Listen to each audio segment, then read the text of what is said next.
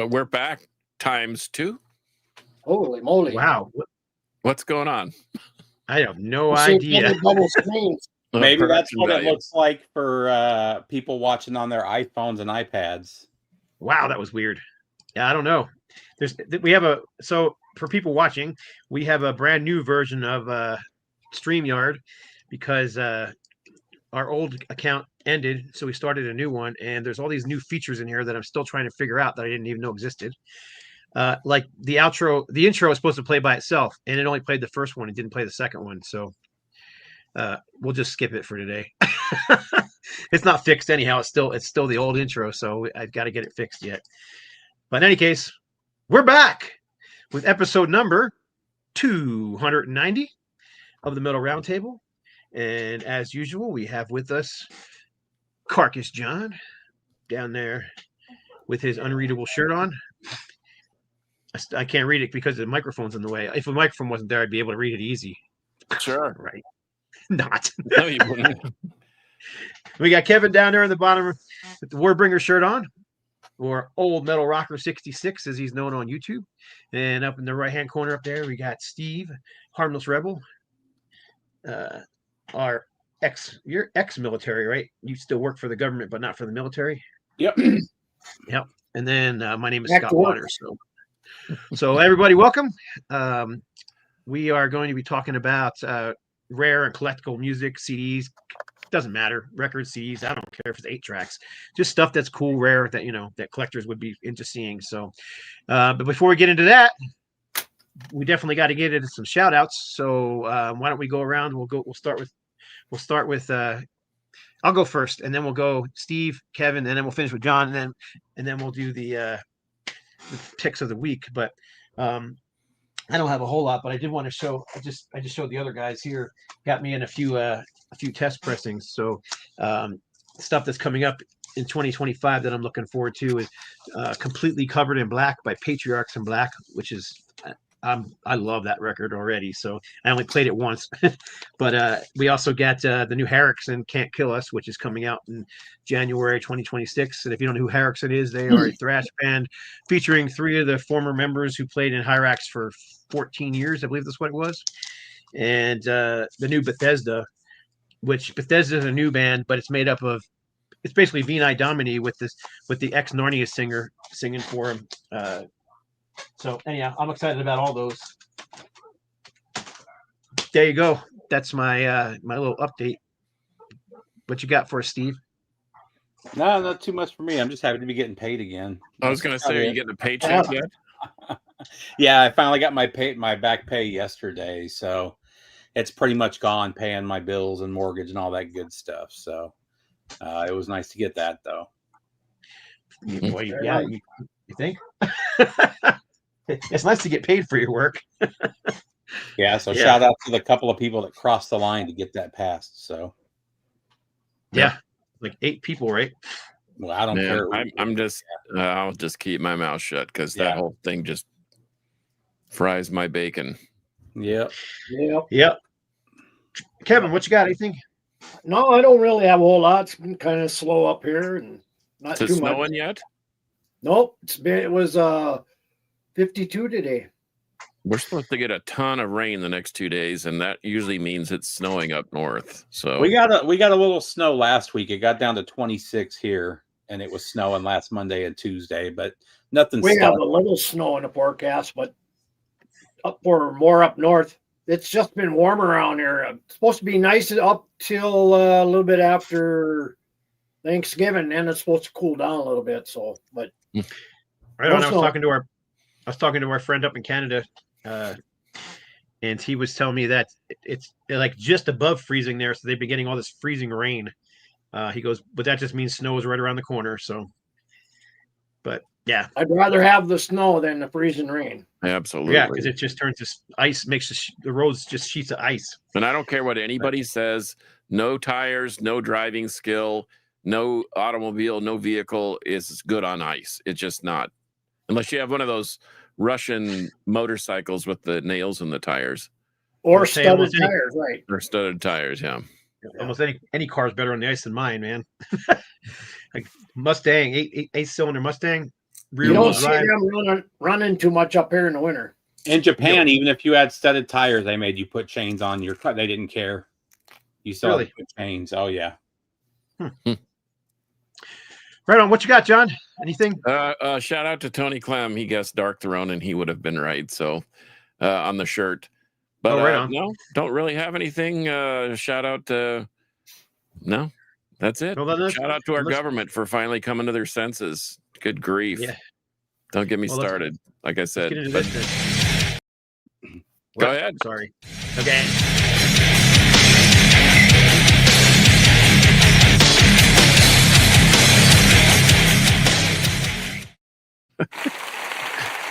You can play it as many times as you want. I don't care. This is your Stall Cup Law pick of the week. Well, picks of the week, actually. Right on. So these two picks couldn't be any more juxtaposed. And for you out there in La La Land, that means they couldn't be any more different. So I was working at the warehouse over at Henry Vasquez, and he played this, and I thought, man, that sounds like Neil Young. And sure enough, it was. It was a very young Neil Young. And it was On the Beach. Man, what a great record. That's my favorite Neil Young record right there. And this is the 50th. This is the 50th anniversary. It's remastered on 180 gram. I couldn't find a quality pressing of it. I used to have it, and it was just well played. Let's just say that.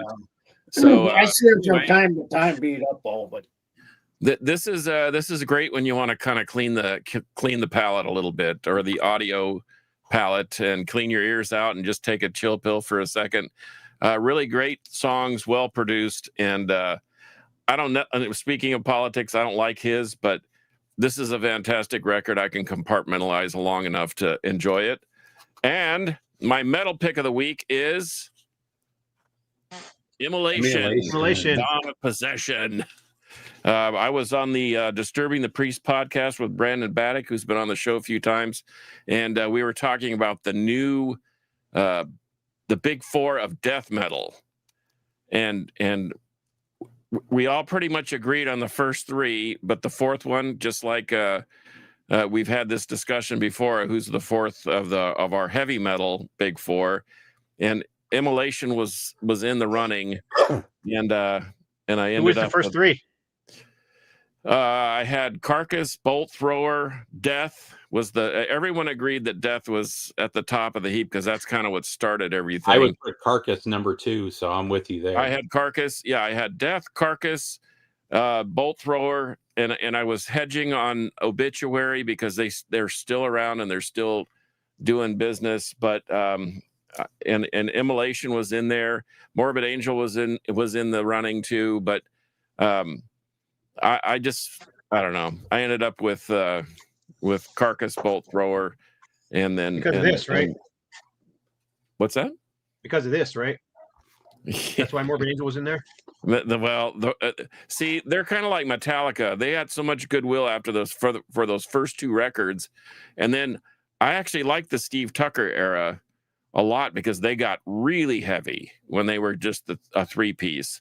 But anyway, Neil Young's On the Beach. Whether you have the 50th anniversary, and you probably should just go ahead and buy this one because it sounds phenomenal. And Immolation, Dawn of Possession is your Stall Cup Law picks of the week. Nice.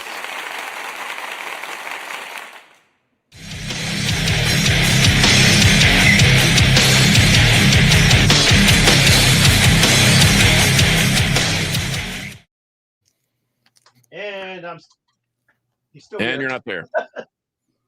Magic. Production value. Oh, it's not. It's all good, man. We're not professionals, so we're good. Oh, thank goodness. Yeah, I mean, if we were professionals, we'd suck at this. Well, yeah, but we would be fired.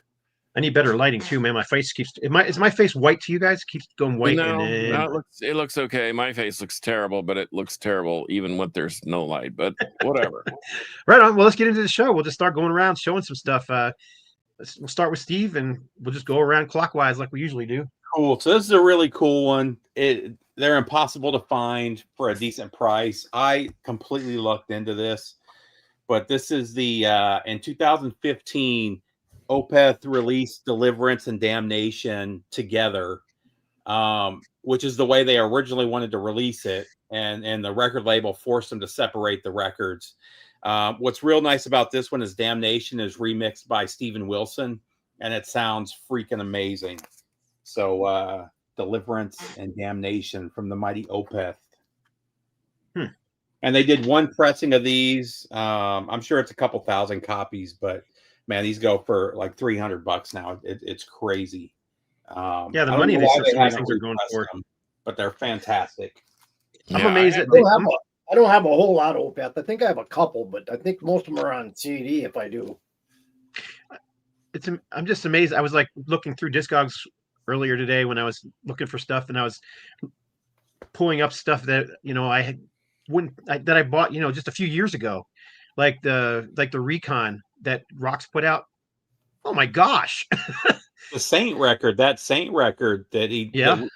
that's going for like $150. It's crazy. A guy still messages me, it's been a while. He was messaging me like once a month, begging me to sell him my copy of the Saint record. Yep, Selah is another one that by Oracle. What the heck, man? Anyhow, sorry. Go ahead, Kev. You're up. I'm gonna go back into the '60s with the Seeds. Oh. Say it again. Not a whole lot of people, I don't think, Seeds. know about them unless you're born really in that age. Maybe later on you probably did, but this is one of their classic albums with Pushing Too Hard on it.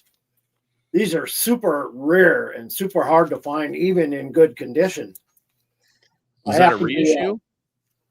What's that? Is that a reissue, or is it original pressing? This is an original pressing. Wow. Yeah, I found it up in Fargo where I normally went when he was still open, and he had put this behind the counter for me because I had told him I was looking for it, and I think he only charged me like $40 for this, which is a decent price. But the Seeds, I think this was 66, maybe, if I'm not mistaken, right in that area, something like that. It was before the British invasion. Oh yeah, I mean, not the Beatles, but the the Who, Beatles. the Rolling Stones, and all that stuff.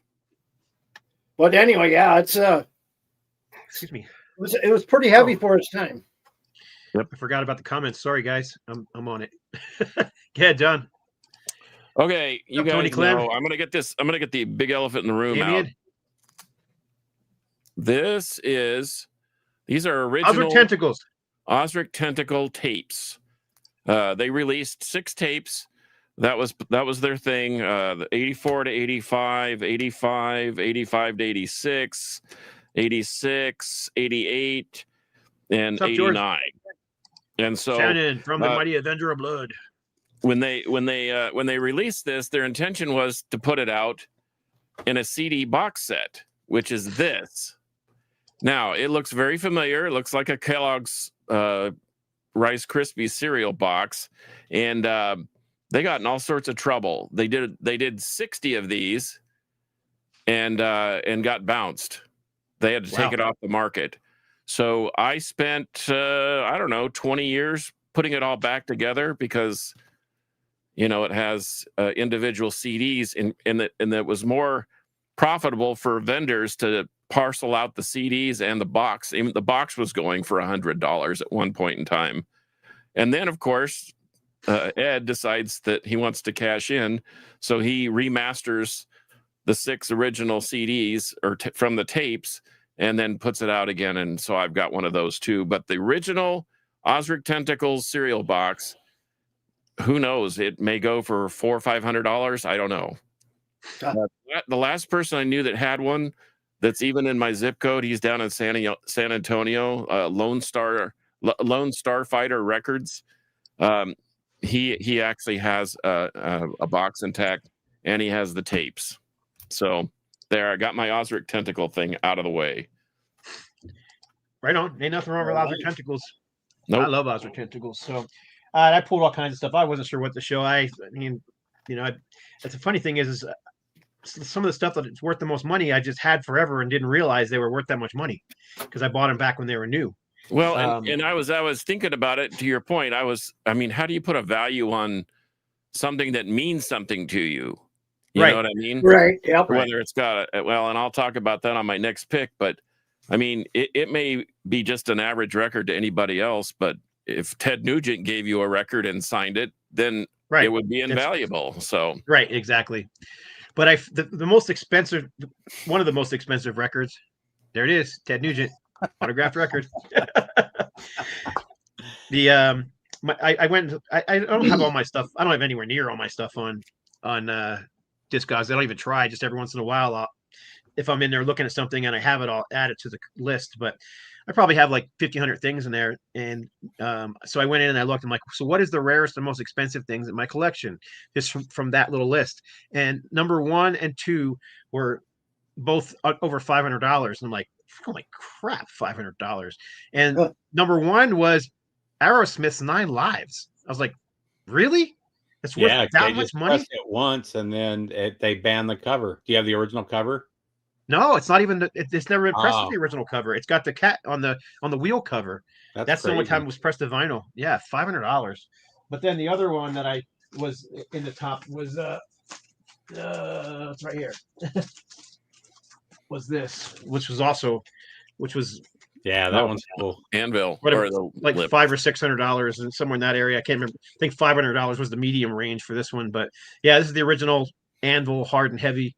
Back when cool pictures of the band on there too. They're different than the ones that were on the attic version. Name. But yeah, this is rare, and this was actually a gift from somebody, which was very nice of them to do. But yeah, I had no idea it was worth that much money. I mean, I knew it was rare, but damn.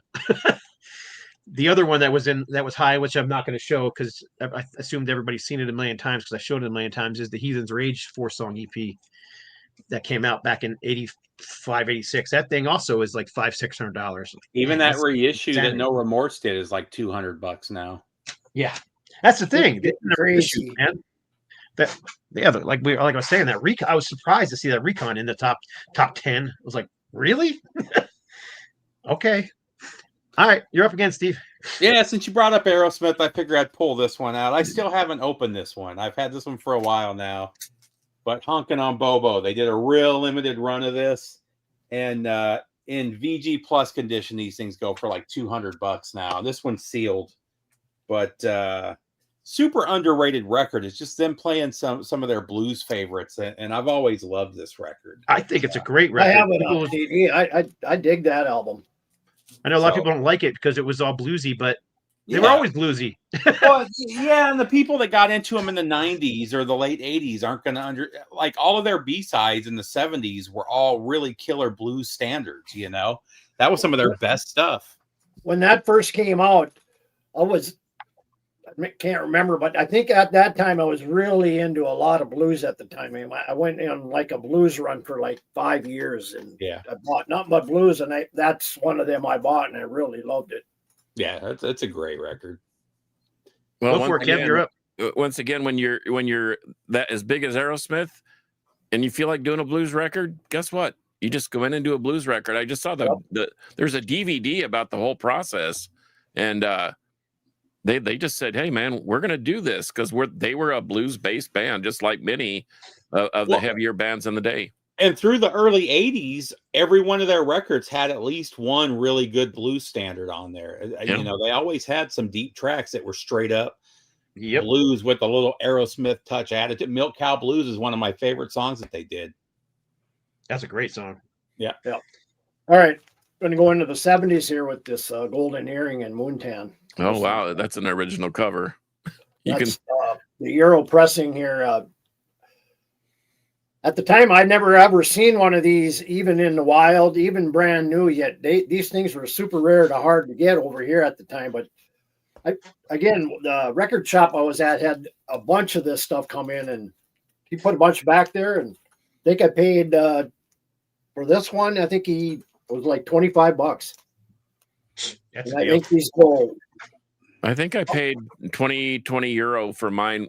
Over in from a shop in Amsterdam. Yeah. That one there is, like I say, it's hard to get. Well, with that cover it is. And I like Moontan. That's a great record, by the way. I don't know what happened to their first several were really good, and then they just went 100% commercial. And I then swear I heard you just say you like Poontang. Moontan. Moontan. Let's not do that again. I just about had it buried that last thing that everyone said that I said and I didn't say. But anyway, are you done, Kevin? Yeah. All right. So here's just an average copy of Rain and Blood. These are kind of rare, especially this is an original pressing. What do they do? The 175 to 250. Yep. However, and this one has a story. All the original members autographed it. Now, I had one. It was a red promo. I got it autographed by all the guys. And Tom Araya and I have had a beef. We had a beef for a long time because everyone signed on the back and it was really cool. And he went to sign it. He flipped it over and with a big red magic marker wrote, "Happy birthday," and then the F word, meaning a person that has feminine persuasion, right across the front of the cover. And they had to get between us because I was so angry at it because it was my prized possession at the time. So fast forward, we sort of made amends. And anyway, I found another good copy of Rain and Blood. They all signed it, and he fortunately didn't sign with with what he said. So this, I mean, was he just being funny or what? I don't get it. Why did he do that? I guess he calls everybody that. Oh, and that's what I came to find out because my friend that I was, this was when I used to trek out to the West Coast, and Mike Bonaventura, the great guitarist from the thrash band Attacks, who was also teching for Phil Demmel of Violence, they practiced right next to Slayer. And so there was a lot of interaction back and forth. So I just got to know the Slayer guys. And but he called everybody that, and I didn't quite get it. I don't like it, but anyway, he thought he was being funny, and he just about got buried in the parking lot. So he understood that it wasn't funny. But we used to throw that word around like it was nothing back. Yeah, it's a different day and time now. But the fact of the matter is, this was sort of a repentance type situation. Yeah. And he even said, "Yeah, I'm sorry. Here, I'm going to sign it like a normal person," which he did. And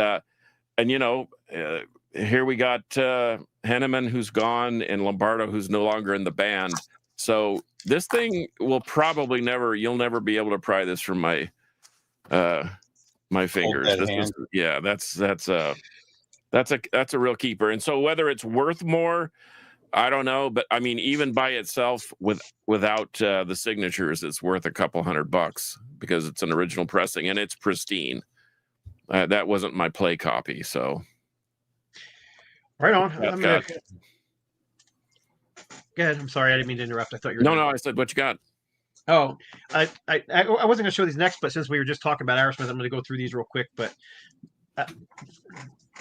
this is the Japanese pressing of, it's just called Aerosmith, but it's basically a greatest hits collection, but it's pre Night in the Ruts, so there's no Night in the Ruts material on here, but it's come out in several different versions. There's this one and this one, and then there's the promo copy, which is also Japanese, but it never had an obi strip on it, but obviously the same cover, it's just a little different. But yeah, I've got probably 10 or 15 other oddball Aerosmith compilations from around the country, but this one's absolutely my favorite. This is the one that I've wanted since I was a kid. It took me forever to finally secure a copy in good condition, but this is the Aerosmith New York's heavy metal sound Japanese promo. It was only available in Japan. It was only sent out to radio stations, so it's freaking rare as heck. I remember when you found that. It's a split, so yeah, you've got Aerosmith on one side, Blue Oyster Cult on the other side. It's funny that they say New York. I mean, Aerosmith wasn't from New York; they were from Boston. They were discovered in New York, so I understand the misinterpretation. But anyhow, I've always wanted this ever since I saw one as a kid in a store, and it just took me decades to finally find a copy. Then I paid for it, but I mean, it wasn't uber expensive. It wasn't hundreds of dollars, but it wasn't cheap. I've been looking for a copy of that as well, but they're expensive. Eric's, and then a lot of times they're tore up because they were at radio stations. They didn't care about them. All right, sorry. Go ahead. I'm done with Aerosmith now. I could show more, but that's it. I've got other bands I'll show now.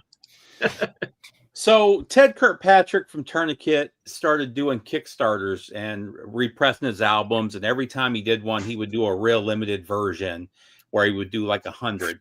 Unfortunately, they all had terrible album covers because Scott didn't do them. But this one is Pathogenic Ocular Dissonance, and the limited edition version had the labels blown out into the vinyl. Yes, and it looks really cool, and it actually sounds really good too. When I got this, because he wouldn't tell you what the special edition would be, you wouldn't find out till you opened it. So when I got this, I thought that it was like a mistake that the labels were in there. You know what I mean? Actually, the other one looks a little bit better because you can actually see the writing on the. This is I've got one of those too with it. But yeah, really cool. And it sounds really good too. A lot of times when they put stuff inside the vinyl, you never know what it's going to sound like. It actually sounds fantastic. So I thought that was really cool. Those sold out fast. 16 of 100. So, and it came with it. It had like a signed center labels and all kind. It's signed as well. So, hey, George G's Rumor Rock was just on there talking about Vinnie Vincent EP. Is this the EP you're talking about? The EP. It's actually autographed and hand numbered by him. Yep. What a mess. What's that? What a mess Vinny is. Good grief. Yeah, I've got a couple signed Vinnie Vincent things on the wall over there. Oh, yes, it was. Cool. Mm-hmm. I didn't know I didn't know how much it was worth. I've had it forever. I bought it when it was new, so that's what the funny thing is if you buy the stuff when it's new and you don't pay attention, these things can jump up in price like crazy. Yeah, that's why I buy it because I want it. I buy it because I want to listen to it, and I want it accessible. So when I want to listen to it, it's there. But yes, exactly. And you just never know. Kev, I'm going to show a CD here. You guys familiar with Dungeon from Australia? Of course, yes. Lord was his other band. This one, there's only 20 of these that were made. 20? Wow. 20 of these, only 20 of these were made. I have number 14. It was kind of a special, he had something special going on, and he just was leaving Dungeon, and a lot of this new Lord stuff was coming, but this is a live CD. It's live at the Metro, December 23rd, 2006. But it has one of my all-time favorite songs on here, which is Tirano del Mar. If you've never heard Tirano del Mar, definitely check it out. But when I got this, I paid like $20 Australian, and the shipping back then was really minuscule. But there's only 20 of these in existence.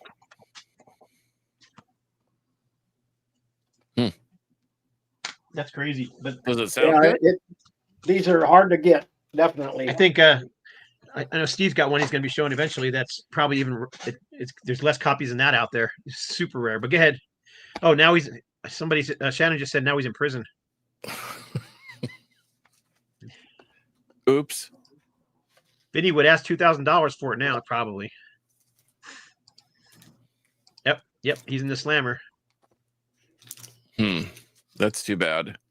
Well, isn't that the guy Kevin was just talking about? Yes. Yeah. No. Lord Tim. What did you go to prison for? Does anybody know? No, I don't know. I don't know that much about him. Okay. So I had a bunch of rare or unusual Black Sabbath things. So I'll show those real quick, and then I'll show you the tete-a-tete, the coup de grace. I love these Taiwanese pressings. This is a Master of Reality. That's basically the poster inside the album. Yep, and that's awesome. I love that cover. Yeah, and then of course, if you see Technical Ecstasy on a Taiwanese pressing, you better grab it. Here's something that our former friend and foe from the show, got for me in a collection, a South African That's cool. Oh, that's Sabbath, cool. Bloody Sabbath. And it doesn't sound very good, so I don't know where it says AWWA Records Production. So I'm guessing it says Vertigo, but the logo's blown out. They probably did that just so they wouldn't get in too much trouble. But still, I mean, and I've got a couple of pressings from South Africa, but that one is probably at the pinnacle. So here it is. Here's the big ticket item. Black Sabbath on Warner, American pressing, still sealed. Nice. So I assume that it's mint. I don't like to leave things sealed because shrink wrap continues to shrink. Yes, it does. But I've poked a few holes in it and with hopes that it doesn't do that. But I got this up in Oklahoma City of all places. I walked in, this guy had this brand new fledgling store, didn't even have a sign up or whatever. He says, I'm still unsure about the name. And I said, well, what's the name of your record store? He said, Monkey Feet Records. And I said, do you have a logo? He goes, no, and I don't know what to do. And I says, I tell you what, I'm a part-time artist and I will do you a logo for that record right there. He said, you're on. So that's how I got it. And whether he thought that my art was worth several $100s, I don't know, but I think that's what this thing goes for, $200 or $300, maybe more, but it's sealed. And like I said, I keep poking some pinholes in it with hopes that it allows enough flex. But that one is another one that's probably going to it'll be in the coffin with me when I go. Right on. I'm going to show a couple CDs here real quick because these aren't necessarily rare bands, but I'm in shock on how much some of this stuff sells for now. I had no idea. I bought this, back in the day, but the medium price on this one was $174. The high price was $300, but this is the very first Vector independent release that they did before they got signed. Oh, the Thrashing Vector from where are they Arizona. from? Arizona. Yeah, Arizona. But yeah, this one is called Redux. It was their basic, I guess, their demo CD. I was amazed, and I picked this one up in Arizona at a record store, and it was like on clearance for like $5 back then. This one ended up in like my top 10, this is matter of fact, all the Equinox CDs, because none of them have been repressed, are all very high selling. The Norwegian thrash band Equinox. The medium price on this one was $175. The high price was $524. So I was like, my goodness, who's paying $524 for a CD? There's a lot of people paying that stupid price. Yep. And this one too ended up being in my top 30. I had no idea. I bought this as a new release back in the day. That this is the Angel in the Beginning album that they put out back in the back in the 90s when this thing came out.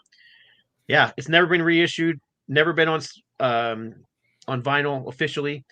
Yeah, this thing is ridiculously priced. I just was like, and the other one I should have grabbed it because you're talking about Black Sabbath, but the Live at Hammersmith, Black Sabbath Live at Hammersmith with Ronnie Dio on vocals, that vinyl sells for close to $500 as well now.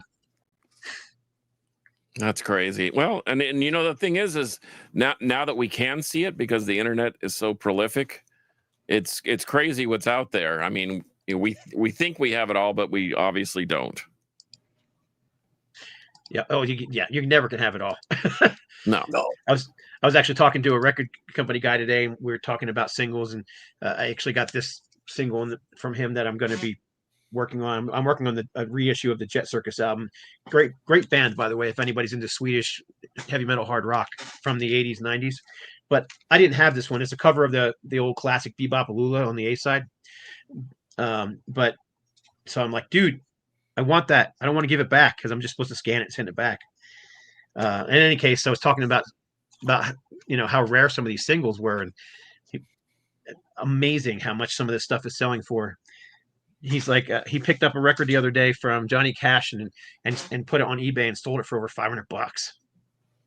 Johnny Cash. It's not like he's a rare artist. You know what I mean? It's A everywhere. lot of the time with Johnny, like I have a Johnny Cash Sun record, a Sun single, and the record itself's only like $5 or $6, but I have a really nice original Sun Records picture sleeve, and the picture sleeve is $200. So the record's worth almost nothing, but that picture sleeve that it came in is where the big money's at. So Crazy. some of the Beatles stuff is like that too.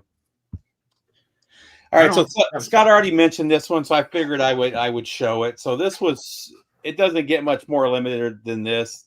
There were 10 of these box sets made. None have ever sold other than the original sell, and we got a really good deal for them. Scott's got one, I have one, and there's 8 others. It's the Vengeance Rising box set. It says on the bottom, limited edition.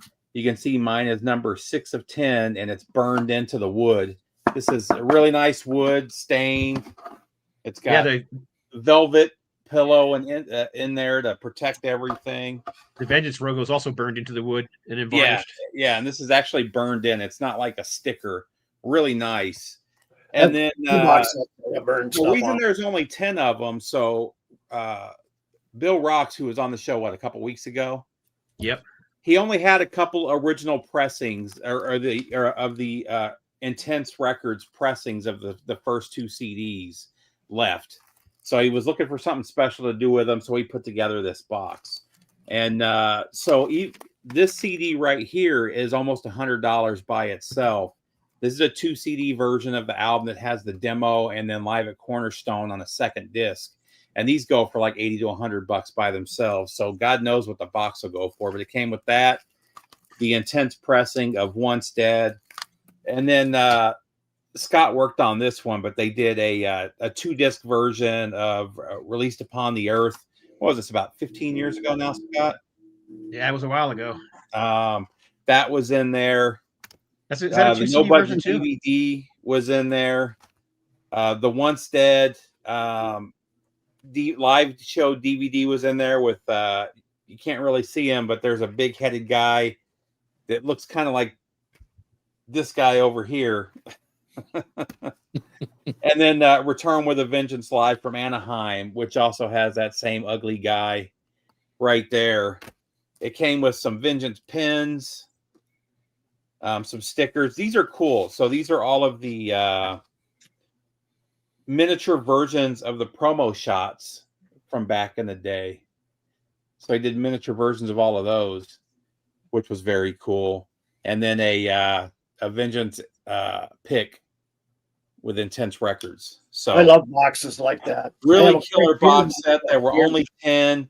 These were not advertised. You had to be one of his friends or one of his big customers, and which I was buying everything that he released at the time. So I got hooked up with the offer. But these aren't on Discogs. Roger Martinez died. What was it? A couple months ago, right, Scott? Yep, about 6 months ago. Yep. Roger Martin did not die. Roger Martinez died. Yes. Yeah, did I say Martin? I thought I said Martinez. No, somebody posted R.I.P. Roger Martin.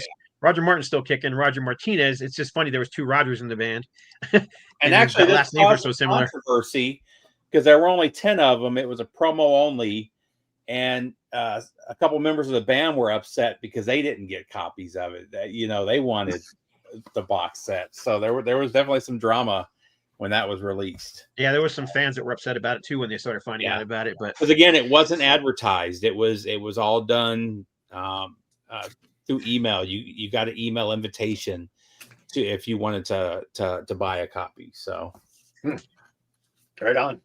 And actually, he even provided a copy of the promo kit too. I forgot this was in there. So yeah, it was a nice extensive box set. You're up, Kev. Yeah, really cool. When I was doing radio here, I don't know, what was it? Maybe, I think last time I did radio was probably 4 years ago, I think.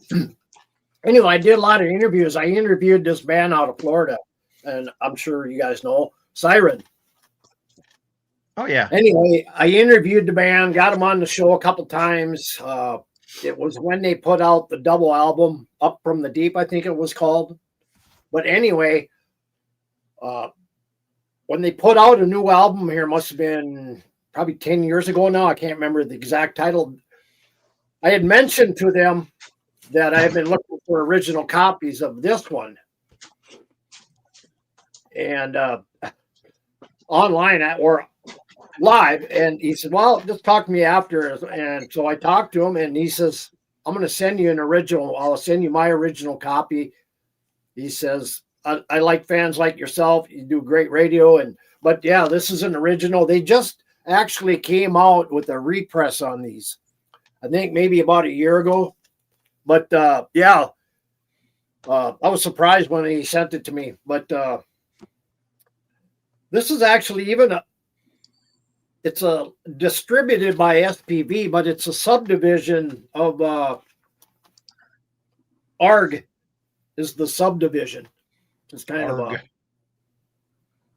I have a few records of ARG. But yeah, these are very, very hard to find originals. Yep. Hey, they just actually released some new material here, I think last year. All the people asking about Roger Martinez, this just came out. Only 200 pressed. It's an anthology. It's a Roger Martinez anthology in memoriam of him. And yeah, this, if you can get this at Rocks Records, like I said, there's only 200 pressed and there's not many left. So it'll be another one of those Vengeance records that sells out and skyrocket in price really quickly. So and it sounds great. And if you ever own the original CD pressing of this or cassette pressing of this, the one thing I didn't like about it was it seemed like they picked the songs out of a hat for the order. There was just no rhyme or reason. Yeah, it was a really weird order on the CD. I've got the CD. It didn't make sense. Very, very odd. So we fixed the CD to be the vinyl and the new CD to be in the correct order. But anyhow, just since people are asking about Roger, that was released in his honor just this year. Too. I was just listening to that yesterday. Yeah, that's a Rob Caldwell special, so it sounds good. You're up again, John. Well, I've got a bunch of I don't usually do the 7-inch vinyl thing, but I've got some really cool ones, and I'm just going to run through them real quick. Toxic Holocaust, Death Master, one of 23. And Joel just went in and said, I think I'll make a record this weekend, and this was the result. It's on this putrid brain colored vinyl. It's like pink, but it's like gray almost. Here's one for you. Have you ever heard of Killing Machine? Yep, got that one. Not the. You do have this one, Scott. The one with Rob McNeese, Joey Espinosa, Ed Vasquez from Devastation, and the enigmatic Rodney playing guitar. Rodney Dunsmore. Yep. Have you ever heard of Revenant? Yep. From New Jersey. I was friends with Hank Vegian, and he hooked me up with the 7-inch, and then signed one of them. Oh yeah, signed the orange one. Nice. And this was like one of 12. And then here's something fun. Someone said the Beatles. How about this? This is from the jukebox, and it even has the tag of what's on the A side, B side, so you can load up your jukebox. These are all original Beatles 7-inch. Wow. Nice. And then Scott had mentioned these a while back. The Speed and Spikes. Yes, that's those are great. Yeah, I did. I bought like I've run across 2 of them. I need to get the other ones. Let's see. I've got 2, 3. I've got 2, 3. Oh, here's one. Let me get them in order here. 5. Oh, I'm missing. I guess I'm missing 4. Yeah, I'm missing. No. You got the... I'm missing 4. So it's Toxic Holocaust and Blood Wolf. It's Rumpelstiltskin Grinder and Absu. That's weird. Early Man and Rammer, our friends from the Great White North. And then how about this, Shannon Fry? Avenger of Blood and Witch Haven. And I have 2 of those. They're different colors. So, but anyway, those are really super, super cool. And then here's one for Kevin. Do you know who Heyoka is? Yes, I do. Okay, well, this is the only 7-inch they ever put out. I think you had mentioned that or something to me about that. Maybe on one of the Carcass John alter egos. I think I probably did mention them. But I may just send that to you because I don't listen to it because it's a 7-inch and I've loaded everything onto a USB. Oh, and here, how about this? How about a Hendrix Gypsy Eyes? And this is an original. It's not Nice. It's not an aftermarket. Yeah, on Polydor. It's a German pressing. And we got Bit Bop Boom checking in. Just wanted to give a shout out to him. John. right on. John, he's got a great channel. If anybody's interested, look up Bit Bop Boom. Okay, will do. Oh, and then here, last but not least, these are kind of my pride and joy. Insect Warfare 7-inch, and their test pressings. I know Scott's favorite, but check this out.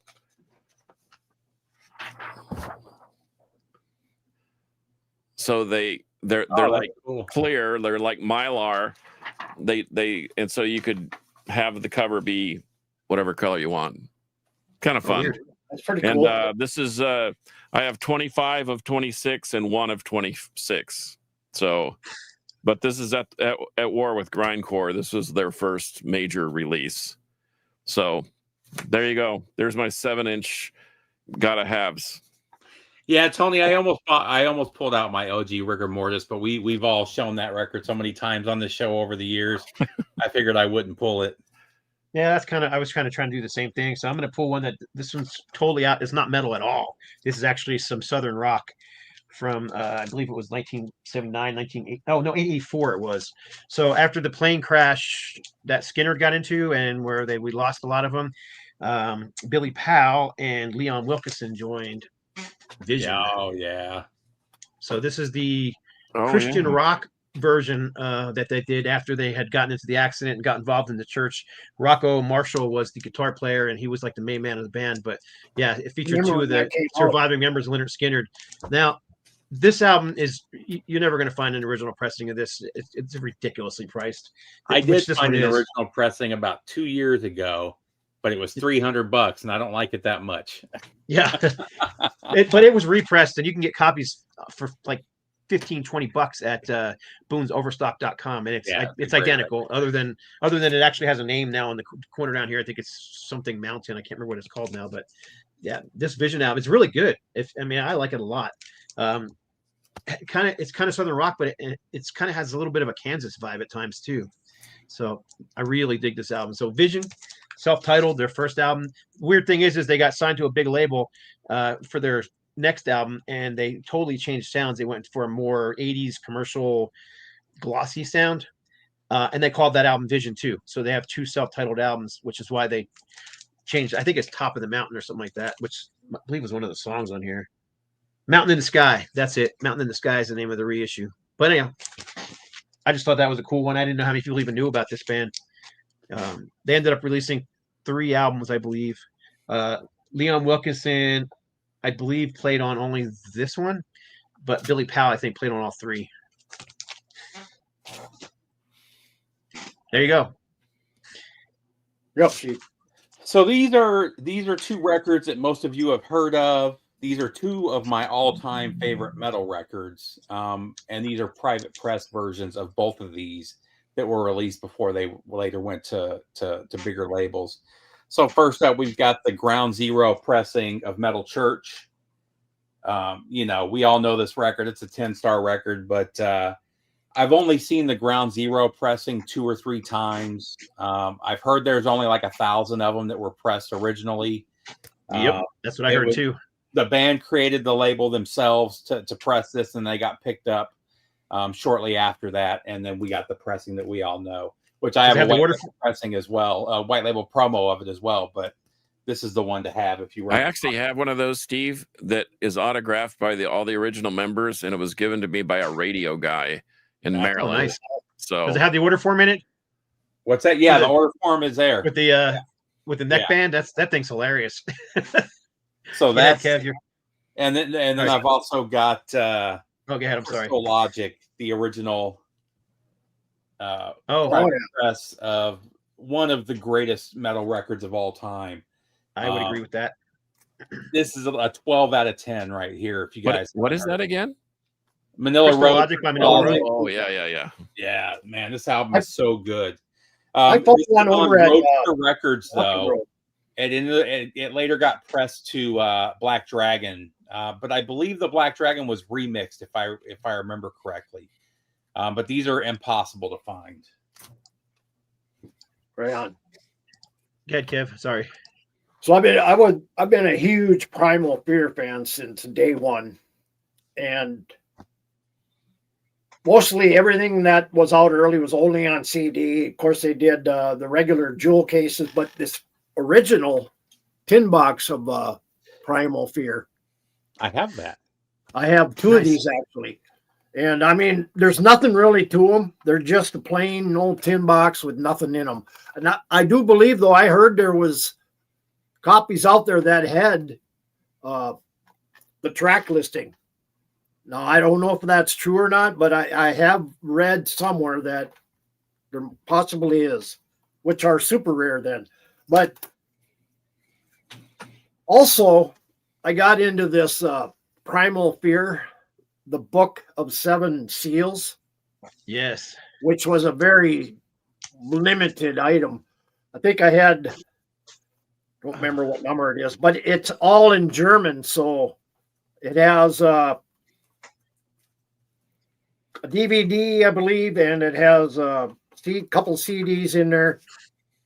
But everything is in German. But it's got all kinds of pictures.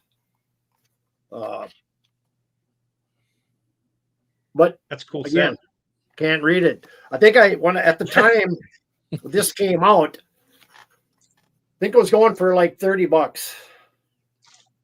And I've seen this go up into the hundreds by now. I mean, I don't ever see this ever being shown by anybody. Nein, sprechen Sie Deutsch? I'm German, but I don't speak it. I have a Saxon that's very similar to that. It's in a leather-bound book, and it's gold embossed with the logo and everything, and it's got CDs and DVDs and a book. I mean, it's like a book. It's kind of fun. Okay, I got a couple things I'm trying to debate what I want to show because I've got so much. I'm going to show this because they're our house band still. This is something that Forebode did. I think and TJ would have to check my math on this, but I think there's 12 of these. It's basically a VHS of the first album, and it came with stickers and a download card, and they did it right. It's kind of fun. It's got the little deal on it and everything, and the big long case. And I actually have plenty of VHS players around here, so I've actually played it, and it's great, and it's heavy. So Forebode, the self-titled record, and it's let's see, Grossero Media. That's kind of funny, but let's see, includes Firebrand, Soul Trip, Forebode Part 1 and 2, and the Primitive Realm. So and it's got visuals and videos for all the songs. Nice, awesome. The one I'm going to show next is not an expensive record, at least not in most countries. It's kind of harder to find here. Most people don't even know this thing exists, but this is the Funky Junction. Oh, yeah, those are cool. Plays tribute to Deep Purple. And this record here, it's funny, it's got a little thing on the back. Funky Junction are an exciting new group that has the pulse of today. In this tribute to Deep Purple, they play many of Purple's hits. UK and worldwide audiences are acclaiming them for the great group they are. Yeah, this is Thin Lizzy. Yeah. It was Thin Lizzy was basically hired to record a bunch of Deep Purple songs. And I think there was maybe a song in here. It wasn't even a Deep Purple song. It might have been an original, but anyhow, it's not a great record. It's just kind of one of those, if you're a Lizzy fanatic, it's kind of one of those grails that you want in your collection. So, and Bit Bop Boom's got it right. He knew immediately who it was. So Thin Lizzy, but you can get them they're not real expensive. The problem is finding one in the United States is they're not a whole lot of around because it was only released in Europe. And then apparently people used to play these at parties a lot because they're always tore up for some reason. But yeah, I've had this copy for a few years now. But I think this is one of the grails of any Thin Lizzy collection. You need to get it if you're a Thin Lizzy fanatic like I am. So there you go. Funky Junction plays tribute to Deep Purple. We got time for one more go around, Steve. Cool. So I'll show these two, and then I'll flip through the last couple that I have. But I think I might have shown this on here before. I can't remember. So last year, Motley Crue hit Hollywood Boulevard again. They did 3 shows in October of last year. One at the Troubadour, one at the Roxy, and one at the Whiskey. For each one of those shows, they did 200 copies of the original Leather Records pressing of Too Fast for Love. Each one was a different color. I think it's like pink, yellow, and blue. The blue is what this one is. This is from the Roxy show. It's the only place you could get it. They didn't sell them online. It was only at the show. Oh. These are going for like $500 now. It's crazy. And I was lucky enough to get one. It sounds fantastic. And along with that, I ran across this just a couple months ago. So this is the first single from Motley Crue, Stick to Your Guns and Toast to the Town, which is also the 2 songs that were not on the Electro release of this record. So this is not an original. Originals go for like $1,000 of this single. In 2000, they did a real limited run on MotleyCrue.com, and even these go for like $250. I bought this thinking it was a bootleg. The shop I bought it from thought it was a bootleg, so I paid $10 for it, and then got home and found out it's worth like $200. It's it's an actual legit pressing. Wow. So that was the other ones. I also wanted to show these real quick.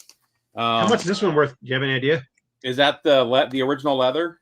It depends. It's the original leather, but it's the third leather pressing with the red logo as opposed to the gray logo. I think the third one's going for a couple $100 now. The first pressing is going for like $600 or $700 now. But the leather if you haven't heard the Leather Records versions of these songs, you're missing out. This mix is so good. It's so much, and I love the original record. This mix is better though. It's heavier. Yeah. And so Scott, this is one that Scott gifted me forever ago, but this is Deliverance. Hear What I Say. This is a rejected test pressing. So they had sent this to the record label. There's only 4 of them. And the pressing plant pressed the songs in the wrong order. So there's only 4 of them with this order. They ended up rejecting it and getting it repressed. This is one I found like a year and a half ago. I couldn't believe I walked into the store and saw this on the wall for under $100. But the Overkill original EP. I'm so jealous they of that only one. pressed 2,000 of these originally, so God knows how many are left, especially in near mint condition like this one is. I bet there's less than 1,000 left at this point, you know. And then last but not least, I had to show the Ripper era Judas Priest record. These are all originals. These were all pressed one time. When I get them for $75-$80, these all go for $300-$400. Yeah, they're pricey. I don't know why. Legitimately, man, they still have crap with them. So, Still Not Black Enough from Wasp. Another one. It was pressed one time. I was lucky enough to get Bob Kulick to sign it the year before he died. I would love to get Wasp. I keep missing them when they play here because I want to do the meet and greet just so I can get Blackie to sign this. But this is a 10-star record if you haven't heard it. So there you go. Right on. Kev. All right. This actually is kind of a package. It has a CD, everything in it. I got it through a radio interview I did. You guys, I know Scott remembers Prowler. Of course, Patrick Best. Anyway. Of course, yeah. I have all of his Prowler stuff on CD and cassette, but he said, I have something that you would probably love, and it is the last one. There's only 25 of these, and this is the splatter pack from Prowler. That's cool. I haven't put in another bag because it's starting to deteriorate, and I don't want to really ruin any of that. I would love to get it redone, but so this is number 25, and he just sent this to me out of the blue after a bunch of interviews I did. So yeah, these are quite very, very rare. But of course, I like Prowler was great. Yeah, they did all horror metal. Yep, it was all horror, like movies. It was all about Frankenstein, werewolf, and everything. Now he's playing in Ritual Servant, and Ritual Servant. Yep. Yep, got 2 albums out, and the 3rd album is being recorded at the moment. Speaking of that first album, if you have the first album on vinyl, that thing is crazy money at the moment too. And then the 7-inches are out as well. Yeah. Yep. Exactly. So what's in the splatter pack? John's asking. What's that? What's in that splatter pack? Oh, what's in it? It's got brains right here. Hang on, I'm gonna solo you if I can figure out how to do it so we can actually see this thing. I'm new with this, so give me a second, guys. That's not you. That's me. I don't know if I can figure this out or not. Anyhow, it's not working for me. Well, anyway, the buttons are all new. There we go. I think I got it. Hang on. There we go. So anyway, it's got brains right here. It has the CD here, which is volume 4, actually. And it has a mouse. It's got cobwebs. It's got a complete back with the old time horror guys like Lon Chaney and all them. That's the background of this. It's got a few other things, but over the years it's kind of slipped down. So, and it's got a few stickers, but yeah, it's a decent little package. What's that brain made of? Do you know? Is it just rubber? What's that? The brain, is it just rubber? Yep. Yeah. And it's in like a little meat tray or something. Is that what it is? Yeah. It's like in a hamburger tray. Yeah. Yeah. That's all I have. I don't know if I can compete with that, but we don't have time. We don't have time for the Grand Funk Railroad. We're an American band album that would take me 10 minutes to disseminate. But here, how about these? These are some of the most valuable records in my collection. Anybody recognize that cover without the logo?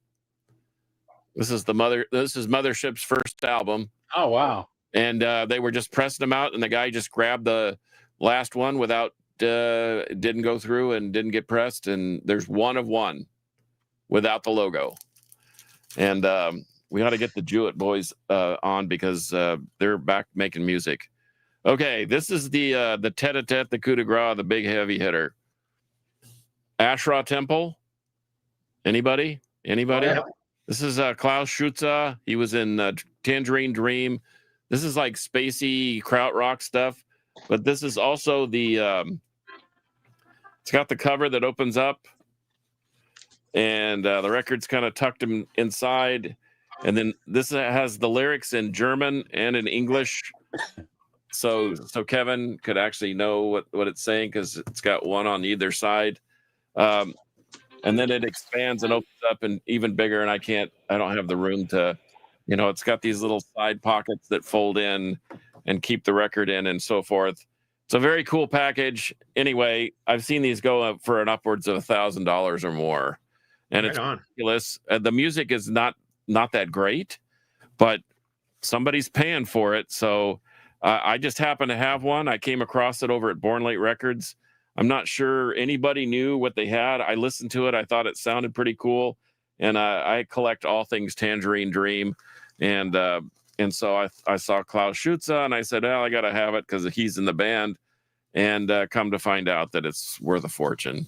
And the most expensive record I actually seen in person and it sold online from a record dealer up in Fargo. It's a very rare album, but I can't think of the band, but it went for like $2,200 online. Oh yeah.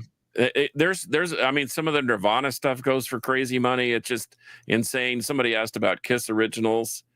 I have a Canadian, I guess the Kiss Originals 3-pack, the first 3 albums was printed in Canada. I actually have one of those. I have a Japanese version. I have a Japanese version of one and of both of them. Yeah. But the Canadian version, I had them sign all the records so that I have 4 signatures on the vinyl, 4 signatures on the sleeve, and 4 signatures on the cover. And someday I'll parcel that out. But I don't know if you've seen this cover of Creatures of the Night. Yep. It's a different remixed version with Gene's butt on the back cover. Yes, exactly. But anyway, I could I could go into an explanation about this. This thing never came out on vinyl, and I figured out the reason why. But if you don't have this Badlands record, and if you can find it somewhere, I have 2 copies of this. So if someone wants to DM me and sling me a couple of bucks, I'll send it to them. But this is by far their best record. But the reason why, third album? What's that? Is that the third album? That's the third album. Yeah. And this is the Japanese version, which I think sounds better than the. I don't know if it's a bootlegged American version. It's got a blue cover, but and I've seen the vinyl out there, but it's special pressing. And but Henry was telling me that because of Ray Gillen's health situation and the fact that he kind of spread the disease without telling the people he was with, that the record labels are very afraid to do anything because they think they'll get sued and all that money that they spent will, have to go to the families. So they're never going to release it again. That'd be cool, Mark. I love that. Is Dusk and Herb? Yeah, that's the one I like. But this thing this is their best of the 3, I think. And then I don't know that it's even close. It's like a perfect Badlands record. But nice. But anyway, but like I said, I got a whole bucket full of stuff. We're not even halfway through, but we're already through our time. Yeah. Yep. I'm gonna do some 7-inch real quick because we're out of time. But this is an original copy of the Soldiers of Metal 7-inch. I have no idea how much it's worth these days, but how about the original? Well, both of them. The first 2 original 79 and 80 Twisted Sister independent releases. Look at that. Look at that photo on the back. Yep. They look like Alice Cooper. I grabbed a few 7-inches. I didn't dig through deep to find like rarities, like because some of that new wave of British heavy metal stuff is worth quite a bit of money. But I was just looking for something that was kind of fun and cool, that was kind of rare. How about the Electric Elves, Ronnie Dio and the Electric Elves 7-inch single? Yeah. You can get this one, like beat up copies sell for about $50 because there's a lot of beat up copies out there and a lot of them don't have the sleeve, which drives me crazy. But yeah, I don't know how much they go for in good shape. I have a bootleg of the Red Caps. I would love to find an original pressing of that. Those things go for like $1,000 though. This next one is a special disc jockey record, not for sale. LA 59 by Elf. Nice. Wow. And with the MGM sleeve, and it's even got the original sleeve, which you never see these anywhere. And then Hoochie Coochie Lady by Elf on Epic Records. So and this is a promo too. You can see it's got the mono stereo versions. And then a couple of 12 inches that I didn't get a chance to show. This one, we've tried for years to reissue this one because it sells for stupid money. But the Rage of Angels album, of course, a lot of these guys went on to end up in Steelheart. This was, I don't know what you say. This is a little more metal than Steelheart, Steve. Yeah, that's a great album nonetheless. It's very, very commercial. So they don't expect no, Slayer, Iron Maiden, or Judas Priest. It's more commercial than that, but it's still a great metal record. And now there were 4 members in the Red Caps. Yeah. Oh, that Lead Lord, I want that one. That one's so good. And this is there's 2 different versions of this one. This one is the original USA pressing with the original cover, which you don't see very often. I don't ever see anybody show this cover. It's always the was it Black Dragon Records? Is that who put that one out? The other one, but anyhow, yeah. So I love Leaves Lord. They're one of my favorites. But I honestly think they got better with every album. And Black Dragon like to mess with the mixes on the records too. They did with the Sarathungo records, or not Sarathungo. I know you're talking about. You just showed one of the records. That's the logic. Manila Road. There you go. Manila Road. There you go. Rage of Angels, one of my all-time favorite albums. Yeah, a lot of people love that album. It's unfortunate we can't. Up, Greg? Good to see you. It's unfortunate we. Yeah, there's another person. Yeah, it's unfortunate that you can't just buy that album. I mean, they're selling for crazy money now. Those Rage of Angels, even the CDs, and there's bootlegs floating around out there. But original CDs are also sell for silly money. But anyhow, has anybody else got anything you want to show before we check out? Just one more thing. Have you ever seen this Gravedigger? No, I don't have that one. Yeah, it's very hard to get. but it's 21's long as we live. Nice. Yeah, I didn't even know that existed. And this Hammerfall set. All 7 I've seen that inch. one before, but that's still cool. Yeah, Hammerfall, anything Hammerfall. It's collectible. I got a couple of oddball Hammerfall things. What you got there, John? Have anybody ever seen this? Is that Reinventing the Steel? No. It's a Recycler. Oh no, by ZZ Top. That's cool. Wow, really? And it's it's sandwiched between two pieces of diamond plate. But I found this at our local bookstore. That's cool. And they wanted $16 for it, and I thought, heck, why not? Have you seen these before? These Pink Floyd Pulse, and they have a little light. Yeah, the little light that flashes. Is yours still flashing there? And so these things are pretty rare. See the box set when they first come out, and I kicked myself in the ass for not picking one of those up. I have about 10 of them, and I have them stuck all over in the room, and people think I have this wild, terrifyingly good security system, but not really. But what's even more rare than those with the light is the cassettes. I have those over there. With the slip. Do you have the slip case too? What's that? Do you have the slip case? Yeah.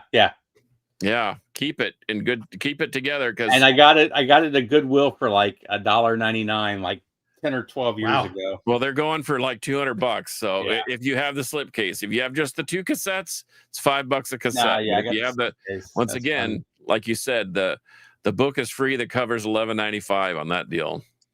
Yeah, so Soldier, the Rage of Angels won't get released. They want whoever pressed them would have to sell them for $200 a piece to make any money because of the crazy amount of money they want.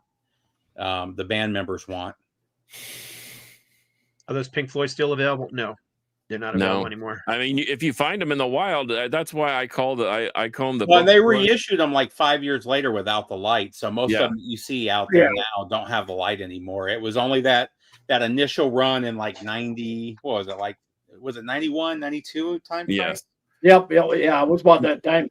Well, AC/DC did their power up with that button. Yeah, I got one of those too, and it's got the charger and whatever. This is great packaging. It's got 2 discs, and it's got book with tons of photos. It's got a little battery pack in there, and it lasts, I don't know, about 2 years. Then you got to replace the 1C battery. I haven't checked that Tool record. Remember that last record Tool did. You open it up, and there's actually a screen that plays the music in a video. Yeah, which is pretty cool too. But anyway, so let's get out of here. Like I said, I got a million. It would take me probably 10 or 15 minutes to go through all the variants of the Dirty Gold record of We're an American Band, but maybe I can do that some other time. I thought you were going to pull the. We'll do a part 2 in the future. I was going to grab that Grand. Well, here's the Scorpions issue. I collect the cassettes too. Let's see. There's one with the yellow spline on Mercury. Now that one's still sealed. And then there's one on what is it? Metal X Records. There's one on Rampage Records. That was the American release. Here's one. This is a Spanish record label. It's kind of got just a plain old cover, and then sometimes you'll see it listed as Action, but it's the same thing. It's the same track listing. This is a Dutch pressing, and do a whole show on cassettes. I did pull this one.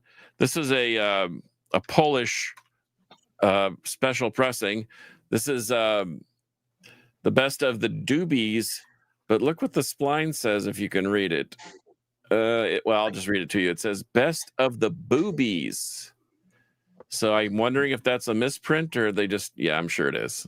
Anyway, is there boobies on the cover? No, it's the best of the Doobies. It's the, whatever, the standard. But I've got an Anvil cassette that's kind of like that. It's got the wrong title on the spine for the album that it is. The best of the Boobies. But anyway, and I've got Aska original demo tapes still sealed. I've got all bunch of stuff in here, but like I said, it would take me another day to go through all this stuff. That's all right. Let's do a part 2. We've already had someone request it, so we'll do a part 2 to that. We don't doesn't have to be next week, but we can. We'll discuss it. But okay, yeah, we're way over, but no big deal. I was having a good time, but yeah, we need to get moving on because I know everybody's got other stuff they got to do. But you can follow John on Instagram at CarcassJohnArt or on 128 DB Rock in the Crypt, or in Carcass John's alter ego. And this week, let's see, tonight, it is a Sludge and Doom episode, and it is filthy, heavy, sludgy, foamy, tar-like. It's terrifying. Right on. You can find Kevin on YouTube at Old Metal Rocker 66. And also at Metal Uprising over on Facebook. Come on over. We got a lot of stuff going on over there. Yeah, that group's taken off, so it's nice. It's big. You can find Steve on YouTube at Harmless Rebel 868 and also on Facebook and all those other places. Harmless_Rebel. There you go. And you can find me on Instagram at No Life to Metal, or you can find me on YouTube at No Life to Metal, or just look for Scott Waters. Either one will get you there. So anyhow, that's it. So yeah, that was fun. So for episode number 290,